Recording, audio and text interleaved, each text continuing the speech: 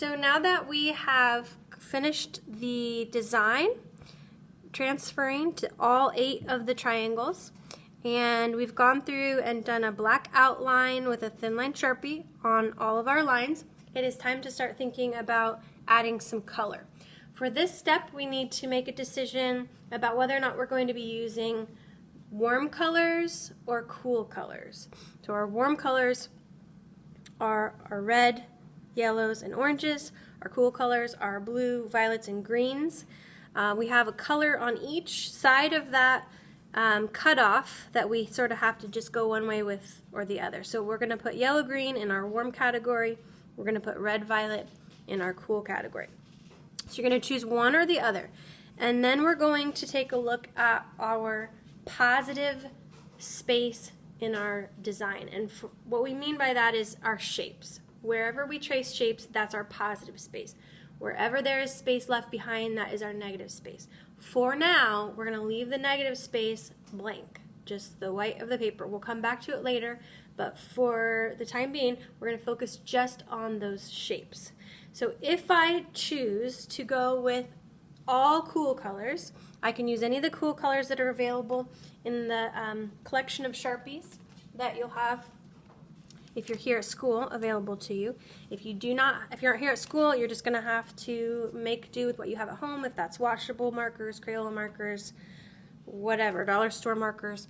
But you're going to want to just go through and make sure you know what that color actually looks like. Sometimes it looks like one thing on the cap, and then you color with it and it looks a little bit different.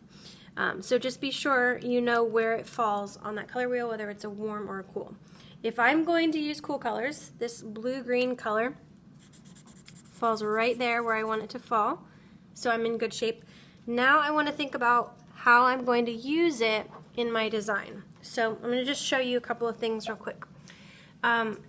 Let's say I decide to color this little half moon semicircle shape with this blue-green. That same shape shows up again 7 more times. Because we're creating radial balance, wherever I color this shape, whatever color I color this one, every time that repeats, I am going to use that same color again. So rather than finish one triangle, I'm just going to go through, find every time that shape appears, and make sure that I color it with the same color. It's best to do them all at one sitting so you don't come back and can't find that marker, or it's dried up, or you accidentally use the wrong one. So this same shape repeats 8 times, and each time it repeats, I'm going to color it with the same one, okay? Now let's pretend like I've gone ahead and done that. The other thing I want you to think about is places where you have overlapped shapes or stacked shapes on top of each other, shapes within shapes, because here you have a little bit of decision making to do. If we look at our background here in my sample here, this is all background. This is all what we call negative space.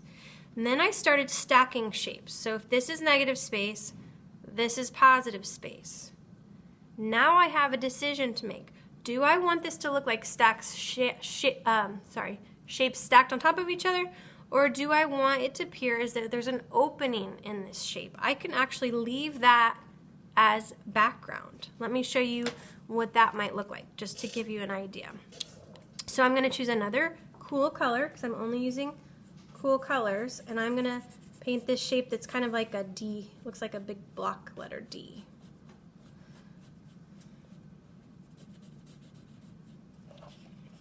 No, try to do this quickly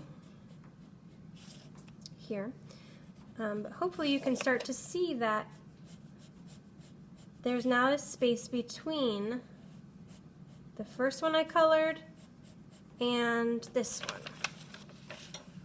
And I have a choice to make. I can either leave it as background, like I'm going to leave the rest of the background, or I can color another cool color. That's up to me. It's just a matter of, am I choosing to make it look like shapes stacked up on top of each other, or an opening within this shape and another one floating inside of it. Okay. okay?